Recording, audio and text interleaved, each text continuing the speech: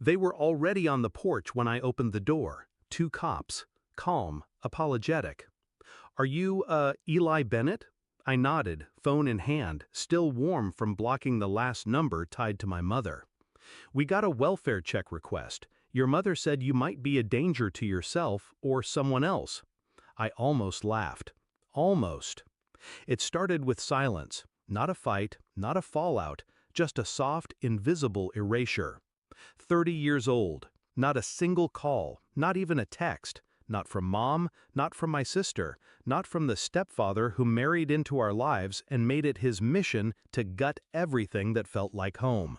No cake, no family dinner, no message that said, "You matter." Just silence. Until a week later. The text came on a Sunday. I was grocery shopping. "Hey Eli, can you send $2,500 for Dave's 60th party? It's gonna be big. You know how much he's done for us." Heart. Like nothing had happened. Like I hadn't spent my birthday alone in my apartment, watching strangers on Instagram blow out candles. Like she hadn't forgotten me entirely. $2,500. For a man who once told me I was too sensitive to be a real man. Who used to joke that I wouldn't amount to much because I didn't fix cars or hunt deer. I stared at the screen for 5 minutes before I responded. I sent $1. Then I blocked her. Blocked them all. The calls came from unknown numbers after that. Voicemails filled with guilt grenades, accusations, ungrateful, disrespectful, after everything we did for you. And then silence again. Until the knock. I let the officers in, offered them coffee, told them I wasn't suicidal. I was clear, calm, measured. They took notes, made a report, apologized again. As they were leaving, one of them said, "You don't seem like the dangerous one." I just smiled.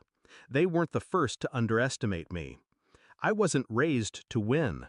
I was raised to comply, to keep the peace, bite my tongue, nod when insulted, laugh when dismissed. Mom called it love. It wasn't. It was control in a sweeter bottle. I started digging.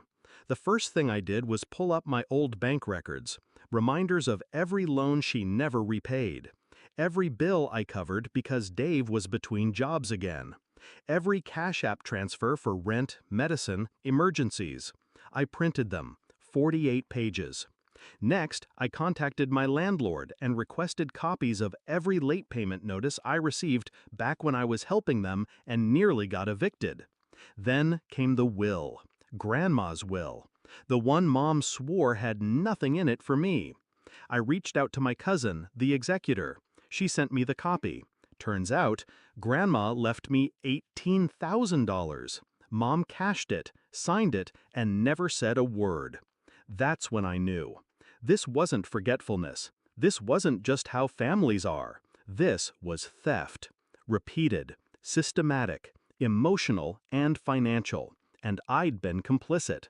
Not anymore. I didn't scream, didn't post about it. I strategized. I contacted a lawyer, quietly, told her everything. She filed a small claim suit on my behalf. The amount wasn't huge, but it was loud. I subpoenaed the bank. The signatures matched. The evidence was clear. Fraud, forgery, exploitation. Then I took it a step further. I sent the report to my stepfather's boss. Turns out he works in a position that requires financial transparency. A government contract. A little flag can cause a big delay. And Dave? He hates delays. Court was a quiet affair. They didn't expect me to show up with documents, timestamps, recorded voicemails. The judge frowned as she flipped through the records. "You stole from your son," she said flatly. My mother looked small for the first time in her life. Dave didn't even speak. They lost. I didn't want their money anymore. I wanted the record, the consequence, the cut. I got it. They tried to call again, from burner phones, through friends. They said, family doesn't sue family. I said, family doesn't steal from their kids and lie about it. Then I changed my number. Now I spend my birthdays however I want. No fake dinners, no forced conversations. Last week, I took a weekend trip to the mountains. Alone? Yeah, but peaceful.